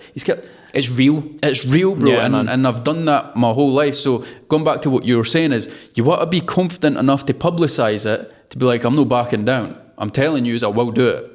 But at the same time, there's just a massive group of people that will never understand your vision. Sometimes it is best just be like, I'll share it with people that understand. And I will always overshare certain goals that I've got. But I've got things that I want to achieve in the next 25 years that there's just no point letting these people know about it because they're going to be like, shut up. And then that opens up me receiving negativity and like that negative energy just coming in. Yeah, I just didn't, fuck off. Caz Milligan, you are dropping, you've dropped straight heat this full episode, mate. And people genuinely need to like listen to what you're saying, mate. And it's like, and only a small group of people will. Yeah, but I just mean in the sense of people that have a wrong perception of you. Yeah. Like it's like I think it's a lazy perception. And listen, not everybody needs to like you, right? But not everybody will like me. That's what I've came to peace with. But there's going to be loads of people that do like you, do love you, are inspired by you, etc., etc. And whenever, like, for example, we meet up and I hear you on something, I hear you, mate, the whole podcast we've just spoke about try to better yourself and get better and sharing wee tips, and we've probably done it unintentionally as well, but it's like, we've not sat and spoke about I don't know, shite. Do you know what I mean? It's like, obviously there's been a wee bit like just impact on we need to talk about some celebrity gossip. Get the clicks, lad. We're going to need to, man. Get the clicks. Mad deep, mate. Is there any celebrity gossip right now? I'm trying to think, man. I'm trying to think. I don't know. I didn't really follow any of the stuff. Taylor Swift, not being real. I've got a conspiracy about her. What is it? People think she's a witch. She like performs witchcraft at her shows. She must, because I don't know how she's got that fan base. I'm going to say something natural, right? See the amount of artists and singers and, you know, celebrities or whatever that, like, for example, like Beyonce or Taylor Swift, you go to these concerts, right? Bro, it looks like genuinely like a massive, like... cult. Aye, like a hypnotic thing. You get all these demons coming out in, like, big robes and doing, like, rituals and ceremonies. And do you know what I hate as well, right? People would be like, oh, that's just them, like, expressing herself and being free. I look at it and I'm like, there's young children at your shows and you're doing all these heinous acts like fucking Sam Smith shagging the devil on Doggy Style on a stage and stuff, and it's like, how is something like that like talked up on when oh mate, it's in front of kids and that, and bro, sorry, just before you say that, that's why I love the likes of Bieber. I went to Coachella, mate, there was nothing like that, mate. There was no mad crazy performers or fucking devils coming out of the play. He was singing church songs and choir songs, and that's why I like him, mate. It's none of this mad dark, like, I can't deal with it, man. It's fucked, isn't it? I know, I hate it, but I think, like, I don't know, man. It's just it's because I've got so much things I want to talk about. I'm like, it's just right because I just went to heavy Friday. I mean, my conspiracy, and you're just like, no. Who's the artist? He's gay, and he went through a demonic stage. I know. Lil Nas X. Him. He's just came out saying he's turned to God. Yeah. Because he grew up and realised that it was all bullshit. Or he's trying to reverse his PR. I think it's the industry though, right? I'll drop a little bit about Lil Nas X, right? So he came and popped out of nowhere, right? Yeah. Became mega famous, right? Because he had that song Old Town Road, right? Yeah. The one with the horse. What was his audience for that tune, right? He actually toured schools in America doing that tune. They all loved that tune. We're gonna take my horse. Nothing bad about it, right? When he performed that tune, he was, I'm not saying normal, but you know what I mean? He wasn't doing any of this mad devil or demonic shit, right? So all of a sudden, this guy comes out of nowhere, right? Plant. And his audience is just children, right? What's the next thing that he releases? It's him dressed up as the devil. I know, man. He released a collaboration with Nike, and it was like blood shoes, and it was like that. The 666 and satanic, right? And whether you think I'm sounding fried or crazy or not, his full audience is children, and all of a sudden there's this switch, and nobody can say anything about it because you'll get shot that he's just expressing himself. He's doing no, he's been a fucking mental case in front of kids. Do you know what I mean? Why is that so mental to say, mate? I know. What? I know. I think it is crazy to say. No, but to us, but like to so many people, like you wouldn't be allowed to say something like that. And there you go, he's then reverted because he's like, what am I doing here, mate? Yeah. And it's like, by the way, this is like every celebrity that's ever lived, they've all went through these crazy stages. I always think it's when you see people fall off. Like, mate, Sam Smith was like just a normal singer and stuff, and he kind of fell off, he comes back. Yeah, it's because he gets negativity, gets the views, gets the clicks, gets the money, innit? That's what they want to promote to the masses. Yeah. This is getting crazy, bro. This is getting fucking fried. This is getting fried, bro. What's next for you, mate? What is next? Tell the viewers, tell the public. I can't say. No, but you don't need to go into details, but I just mean to close off, like what's next for the man? What How long have we been running? Oh, we've been running a long time. Have we? Well, no, we've been running about... I feel like I'm just getting settled. We've been going for an hour and a half. Oh, really? Yeah, an hour and a half. How long does that have? About 10-15 minutes left, I'd say. Oh, really? We could go 1:45 if you want. Damn. Let's run it until it dies. If that dies, we'll delete Let's the footage. give the people what they want. We can't do it until it dies. But we could definitely do like another 15 minutes and take it up. Fuck it, bro. What do you want to talk about? Aye, we're not any rush. Let's just fucking... What is going on in the world? The World Cup? I take it you're not really asked about it now. Yeah, of course. Oh, are you? Right? Okay. Yeah. I'm not like a... So my life was football. Until I was like... my life was pure football, bro. I played, watched every game. I was obsessed with football until I was like 16. And then I went out drinking, I was getting girls and my whole... And do you know another thing? Everybody started diving, man. Ruined the game. It ruined it, lad. They get tapped like that on the toe and they're doing backflips holding their head. Fucking get up and play football, man. It ruined the game. I mean, that is speaking like a true fucking ex-footballer, a pundit or something, man. Just get the ball down and fucking play, man. No, but it ruined it, man. And like even in the World Cup, I've seen it already, and I'm like, fuck's sake. Nah, but football isn't even like football anymore, mate. Right? Because one of my favourite pastimes, one of my favourite hobbies, is to watch like old vintage games of football. I'm not talking like 60s or anything, so that's a load of shite, by the way. But like fucking like when you see what some of these players are playing against, like fucking plumbers and all that, and you're like, they're terrible, mate. Honestly, bro, I watch Open Goal, right? Yeah. And they get battered because they like watched like I can't remember, it was like, say it was like the 1967 World Cup final, whatever it was, right? And it was like people that people love, so like Pele and all that, right? Bro, you watch highlights of this and you're like, they can't kick a ball, mate. Like, I reckon, bro, honestly, right, and people think I'm crazy, bro, you put me with the technical ability I have in football now, back then, I think I'm the best player ever, mate. Yeah. Bro, honestly, or I'm deemed as one of the best players ever. But if you were born back then, you would never be able to compete. Yeah, no, I'm meaning if you could put like me right now with the things I know. Mate, imagine I could go back to the 50s and do like rainbow flicks and all that. Close your eyes right now. Bro, do you know I got hypnotised in here? Did you? I would never do that shit. It was mental, mate. Did it work? Is it real? 100%, mate. Really? 100%, mate, right? And like, it's weird though, right? Because I was nervous about it because I thought that I would get hypnotised and I would just be out of control and I wouldn't know what's going on, and you know, I would almost be like soulless and lifeless, just sitting there like anybody could do anything to you, right? And I don't know why I said that, I went a bit weird. I don't know why I went heavy like sexual with that there, like, but you're conscious, mate, but you're just so relaxed and almost in like a zen state. And the way that he described it as, and it is interesting, like, we actually go through hypnotic states all day and we maybe don't even realise, like, even for example, see when you're watching like a movie and you watch something and you know you end up crying or you're sad or you invoke an emotion, you know that isn't real, but you're watching something that is almost like changing your mind to think that it is, right? Or like, for example, if you're driving home, right, and been a long day or whatever, and you pure zone out, and then you end up back home, you're like, how the fuck did I even get back home? And it's like, you're in that mad trance, right? So when he first came in, we had to do like a pre-hypnotic thing off camera, because if anybody watched what he was doing, they could potentially get hypnotised at home. Right. So basically we just started off doing like these kind of exercises, and he told me to put my arms out in front of me, and he was like, imagine you're wearing like a ring and it's the strongest magnets in either side of your hands, right? And mate, see like that, my hands just started going like that, bro, right? And I couldn't do anything about it, right? And then my hands closed and he's like, it's getting tighter and tighter. Mate, I could not move my hands apart, right? So I then like looked at my thumb and he's like, look at this, and he just clicked his fingers, mate, and I dropped down, mate.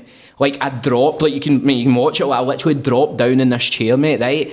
And I just feel like I'm in the most relaxing sleep ever, but I can hear everything that he's saying to me. And he's doing all these like suggestion things, so he made like really weird noises and clicking his fingers, but you don't remember everything at the same time, if that makes sense. So seeing this pre-hypnotic state off camera, he had pre-programmed me that every time this ringing noise went off on his phone, that I picked up my shoe thinking it was my phone and answered it, right? And like that, it was until I then watched the podcast back that I was like, I was speaking to my shoe, but I was conscious, but I thought my shoe was my phone, so I just thought in my head, this is my phone that I'm speaking to, do you know what I mean? So like, I was taking this off, this ringing noise, and I was like, mate, so he then programmed me that he was like, every time I do this, you're going to get more and more apologetic, so he kept playing this ringing noise, and it got to a point I was like, mate, see if you want to just patch this whole podcast, I feel so rude, I really need to take this call. And I would answer it, and people were like, did you hear anybody down the other end of your shoe? And I was like, no, but like, in my head, I just knew I was on the phone, and I had to have a conversation with somebody about something, do you know what I mean? But then he then done something like, I'll prove how it wasn't bullshit, right? I don't think this guy's got 100 grand, but anyways, there was another pit, and he was like, your foot's going to the floor. I told him about a story of this other hypnotist I watched, and he'd done the same thing. And he was like, I will give you £100,000 if you can move your foot off the floor. And I was like, mate, I was trying everything. I could move this one. This was glued to the floor, mate, right? I couldn't do it. And he was like, but now if you touch your head, take your foot off. And I went like that, mate. What? Right? And then there was a bit, and he put me to sleep, and he was speaking, and it's all on camera, and he's like, when you open your mouth, right, you'll know in your head how to speak English. You'll want to. But every time you open your mouth, it'll just be absolute gibberish, right? And right enough, bro, woke up and he asked me a question. I'm like, hung kabira, hamana. And he's like, what? And he's howling in that. And I'm howling because I'm like, I know what I'm saying here is utter shite, but it's like I can't say anything else but what mumbo jumbo, mate. I could never do that, man. I'd be too scared. It was a mad experience, right? But then, so he does like mentalist side of things as well. Bro, this was like, so the hypnotism, I understand, well, I don't really fully understand it, but I know that people can be hypnotised, right? And you need to be like open to the idea of it and stuff like that. But then he done these mentalist games with me, mate, right? Bro, he told me before he came in, he told me, he passed me in this notebook, and he was like, write down what you had for breakfast, right? And just put it away in your pocket and don't show me or anything whatsoever. And we done this mad game at the end, and I was like, do you remember what my breakfast was? And he was like, your breakfast, right? Bro, I never have this, right? Never have this. And it was a roll and bacon scone, mate, right? And he's just looking at me and he's like, I think it's 3 items. And I'm like, fucking, that is, right? And I'm like, but then I'm heavy shakes, I'm like giving away, because I started like howling and that, because I was just so buzzing. He's like, great, it's 3 items, right? He's like, next time you go for a roll and bacon scone, let me know. And I was like, freaked the fuck out, mate. I'm like, how? I understand people can get hypnotised. How did he do that by just looking at me, mate? Do you know what I mean? Yeah. It was nuts, bro. I've been asked to do the hypnotising stuff. Would you not do it? A few times. No, I've declined it every time. In what way? Is it in terms of like a religious side of things? No, just, bro, fuck that. No being in control. And like, I would never. It's not, but it's not like you're fully out of control, though. That's what I'm saying. Bro, you couldn't move your foot.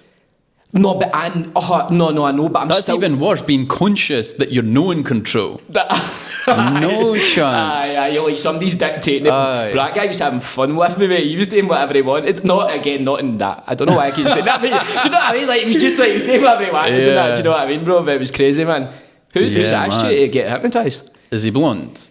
Aye, Fraser Penman. Yeah, he's what been wanting to link up. He was very big on like years ago. He wanted, because he was. I didn't even realise because he was on Riley's gaff years ago.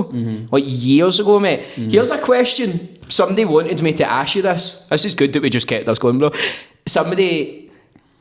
Did you give Riley's gaff a real Rolex back in the day? Yeah, a real one. Bro, you know I'm the marketing genius. Of course it wasn't real, lad. You went, yeah, a real one. No,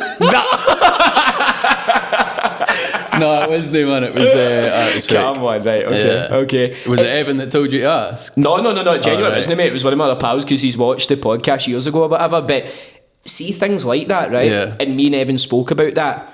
That is what you are so smart at doing, though. Like, I know you don't do much of the rage baiting and all that kind of things, but you're calculated in the sense you know what's going to pop off, get views, gets engagement, things like that. I'll just put it out there, I messaged us both, I forgot mine, but to wear sunglasses, right? Yeah. Because, bro, like, and we can be open and honest about this, I know that when I post clips of us on TikTok, it's going to be full of comments like, why are you fucking they'll say that sunglasses? About me. But see, the reason I sometimes, not all the time, but I wear sunglasses as well. Keep this in, people will judge this, right? But branding is important. And you'll notice a lot of high profile people wearing sunglasses in certain situations that they don't need sunglasses in. But it's because it subconsciously lets the viewer think that I wouldn't know, how can I articulate this without coming across like a prick? But they'll then vision you as something. Let me use that as a...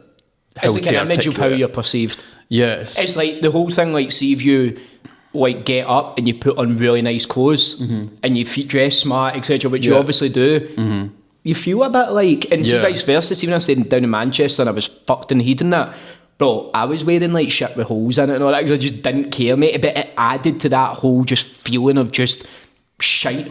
You know what I mean? But then you wear like nice things, and I'm even like, because I'm usually, my style, it's like baggy, fucking chill, relaxed kind of fit stuff and that. But then when I put on a wee quarter zip, bro, I get the fingers out, mate. You get the matcha. We need to get a wee matcha together, bro. Yeah, let's do it. What's your favourite matcha? What's Caz Milligan's favourite matcha? Oh, do you know something? Blank Street had one, and I think it was like banoffee, like banana that type. like banana pie, something there. Oh, it's amazing. Bro, this is definitely going to be one of those things. Those clips and people are like, let's make podcast equipment now. Wait, let's get in character, do this, and we'll talk about matches for a minute. Right. Let's do a live. Right, this is interesting, right? But keep this in. No, we'll keep it in the actual pod for everybody watching, right? But let's do like a real rage bait. Like, let's just talk about something like the match, right? We'll clip it. And let's try and get it on there just to get all the people saying shit. Right. Cool. So everybody that's watching this, just know, obviously this is a load of shite, and if you see it, redirect everybody to this podcast, right? Hey, wait, can I start it? Okay, right, you start, and then we'll just bounce off each other, right? Right, let me get in position, right? Right. I truly believe if you dress nice and drink matcha, you then... Oh wait, let me start again. Okay, start again. Let me think. I'll let you cook. I'm going to rage bait. I've already got something in my head to follow up on that. Cool. Right. I truly believe if you dress nice and drink matcha, you become better than everybody else that doesn't. Yeah, and especially see when you get the matcha, it comes out in the green colour, you're wearing that green jacket, gives you that certain status symbol above people. It does, and especially, you know, you're dressed nice, you've got the sunglasses on a podcast as well, drink matcha, you've got that aura about you that just nobody else has if they drink anything other than matcha. Yeah, and there's nothing better going down to Blank Street, sitting down with a wee coffee, working on a business, making millions by the day, to be honest with you, and kind of looking down on other people.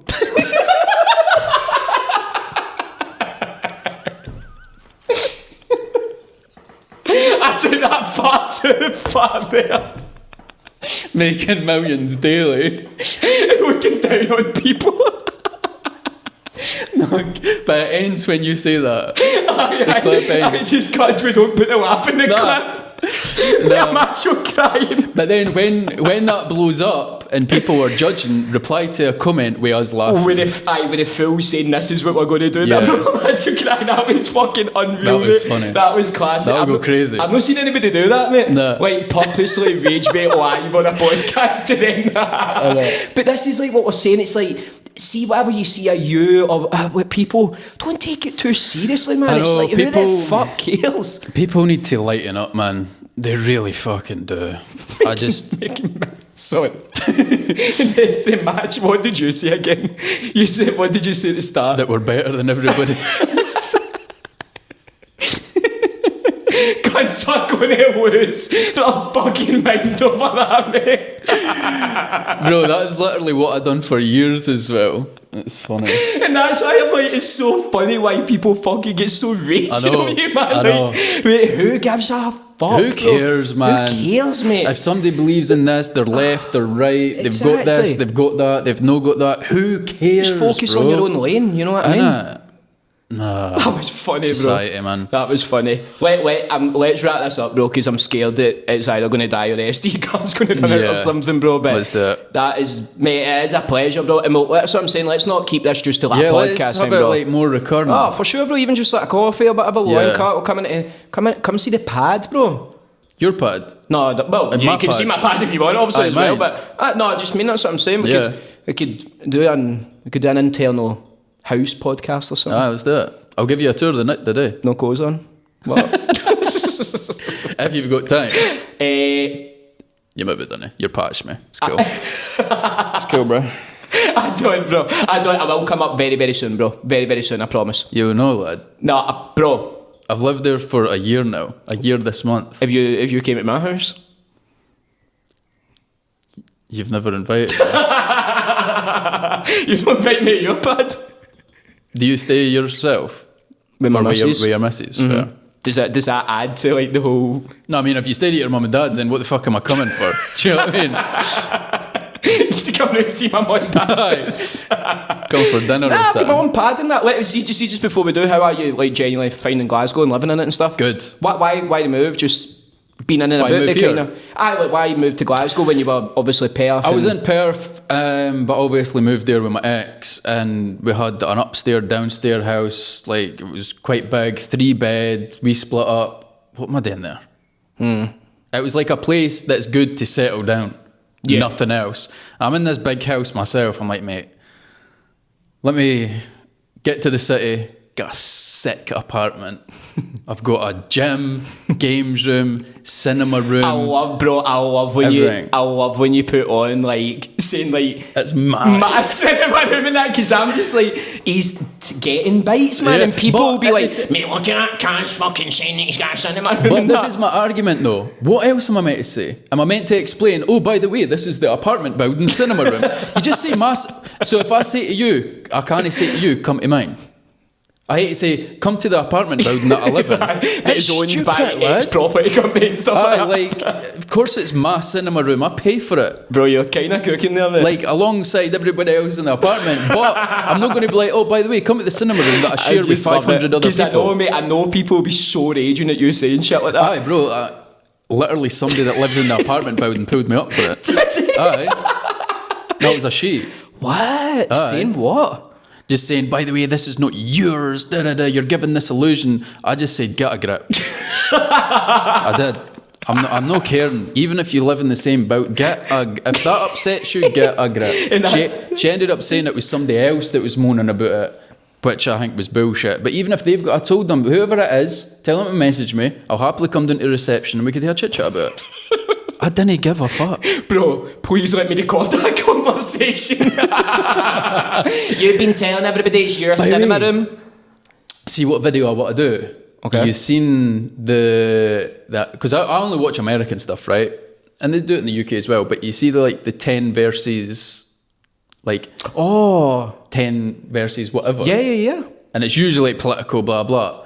I want to do 10 people, 10 95ers or whatever versus one influencer. And I'm going to roast everyone. I seen the FaZe do that. Yeah. FaZe done that and stuff, and they had the mad debate. I want to do that. But that'd be clap, mate. There's a mad studio in Glasgow I'm sure you can book out, because I can't remember who it was, but somebody was doing that pop the balloon thing. But it was just one of those mad white kind of rooms, if you know what I mean. Yeah. But see him just booking out something like that. Oh, you can book anywhere. So I want to do that. That would be funny. And I would use that, because I wouldn't rage bait them too much. I mean, I will. Some of them I will, right? But I want to use it as a video where I can explain everything and literally teach the people that are coming to debate. But you know that's not going to happen. Not going to get raging. Nah, because nobody's ever been in a conversation with me and left raging and left hating me. Okay. I think it's impossible.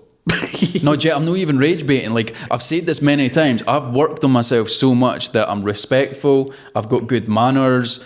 I'm just a good person. No, yeah, and that's what I keep saying, and I keep echoing to you and on other pods and that. It's like, you're no like this mad rage baiting fucking nutter. I could understand if you could dislike me from your views on me online. Okay. But if you spend a day with me, I could guarantee you'll not leave disliking me. Nah, that's true, bro. You're I think chill. It's impossible. You're chill, mate. You're just a normal, funny, chill guy, man. We've had such a good laugh today in that, bro. It's been good, man. Been class, man. Been deep. Had a bit of patter. Mate, I can't wait to clip that video. That'll go crazy. What did I say? Millions a day and just look down on everybody. That was mental. I fucked it at that moment because I was like, that's too obvious, but it'll be a good, fuck it. It'll be a good wee bit end. Because a lot of people will understand we're taking the piss. We're sat like that talking shite. But there's a small percentage of people that will get raging about it. And they'll big. and they'll again, going back to what I says, they'll know that we're taking the piss, but they just need someone to get their anger out on. I can't wait to put that up, mate. And just everybody that's enjoyed this moment live and just witnessed rage baiting greatness right there, mate. I'll get all my clippers to clip it up, bro, as well. I need to get in touch with some of them, bro, because I'm doing all my shit right now. Yeah. See all the trailers that I make and all this editing and all the short film, I'm doing everything, bro. I'm a one-man band in a shit, but in a way I'm like, I like it. I pay my clippers per 1 million views. And Can you disclose the amount or nah? Nah, probably don't. Tell me off camera. Tell me off camera. I wouldn't care, but it's their business. Do you know what I mean? But bro, I've got like I think he's like 15. He's in school. Okay. And he clips me, and I'm paying him a decent wage. You need to find out, Anson. He's only 15. I know. I know. But he's making a wage. Yeah, exactly. And that's going back to that point. I know we need to wrap up, but like that is the point and the sadness of social media. It was actually that Ollie Ball guy and the Jacob guy that. There's Ollie Ball here, remember that guy? Yeah. That school kid, he was on like the news talking about it the other day, and like, mate, they started when they were like 14, 15, and now they've like got all these crazy opportunities. I think they're Bolton fans, they work with Bolton, do all these events, and it's like, you're taking those opportunities away from these young kids. Yeah. Inspire. I'm going to actually get you to film a TikTok for me. Easy, bro. I'm gonna do a TikTok. Let's do it. We'll get a couple of thumbnails. We'll get a wee. Yeah. We'll maybe get a wee back-to-back one like Kappa. Yeah, cool. Let's do it, and I'll get the post up tonight. Pod will be out tomorrow, mate. Friday evening, bro. Cool. I'm going home tonight, mate. I'm going to get fried and I'm going to edit all this shit, bro. Love it. I'm going to make a trailer. And this is what I mean, bro. I've got that burning passion in me to just be like, I want to go home and work on this and watch it all back. See the trailer, make it like mad inspirational. I'm going to... Because I don't want to come across like that pure trolling guy again. Don't be that, bro. Don't be that. Apart from that one clip. What I usually do is I'll start it off maybe either like deep and sad and emotional, and then I'll add like not funny things, but you know what I mean, maybe a wee bit more light-hearted. I mean, it's your podcast, but you know what would be sick? If it was like a mad motivational trailer. Okay. And it's like I'm gonna make individual clips of everything. So I'll make mad motivational clips, and I will have that in the trailer. Don't worry, bro. We spat fucking straight flames for about nearly 2 hours, mate. You know what I mean? See, every time I come on a podcast, we're pure elongating this episode. That's it, bro. But every time I come on a podcast, I always feel like I've under-delivered. No, bro, you've cooked, mate. Really? Oh, mate, you've cooked. I'm not saying that, mate. Like, because, like, see, when I'm myself and I'm like in the zone, like the only thing that I put on the TV is literally motivational speeches, motivational stuff, even this in the background. And when I'm myself in my gaff, right, I'm like thinking about all this wisdom, bro, and I'm like, oh, let's go on a podcast and spill it all out. But then when I get in a podcast, it's like I feel like I only get like 1% out. Nah, you could do, honestly, you could do, bro. Nah, you could, and like obviously I understand what you're saying because you've got so much of that, obviously. So much. But like the funny thing about podcasts is because you speak for so long, it's not until you then watch it back. Yeah. Like, mate, I complimented you because you went fucking ham and said this my crazy quote earlier. Do you know what I mean? So it's like there'll be loads of shit like that, but what I'm not saying this to bum you up or anything, like, mate, there'll be podcasts that I've done over the years or something, and you walk away and you're like, fucking hell, it was a bit boring, or maybe didn't even really like care too much about that, etc. Bro, this has been fun, and this has been, by the way, and this is just to show how natural it is, it's been the first one back where I've not had any notes or anything. It's just been bam, back and forward. It's better like that, I think. Yeah, man. No, definitely not structured. Can I end this episode with 2 stories? Go for it. How long are they though? I'm really scared this is gonna short edge. I'll keep it. Okay. I'll keep it cool. Okay, look down the camera, like, mate. It's like other practices. Okay, just have that close to you. Have that close to you. Yeah, I'll keep it here. So we're talking about, haters and stuff like that. So I've got a story that you should keep in mind, because ever since I heard that, I've kept in mind to, no deep it too much. So there's a cub lion and a hyena, and they're trotting away, and the hyena says, "Oh, look at the grass, it's blue." And the cub says, "The grass is green." And they're bickering back and forth. Let's go back to my dad, the lion, king of the jungle, and ask him. They go to the lion, and he goes, "Dad, ain't the grass is green?" The hyena goes, "No, it's blue, innit?" And the lion goes to the hyena, "You're right. Go away and enjoy your day. Cub, you're grounded, get in." And then the hyena goes away laughing, hey, I win. And the cub goes, "Dad, why did you penalise me? You know the grass is green." He goes, "I never penalised you and grounded you because you were wrong. I penalised and grounded you because you wasted energy and time arguing with an idiot."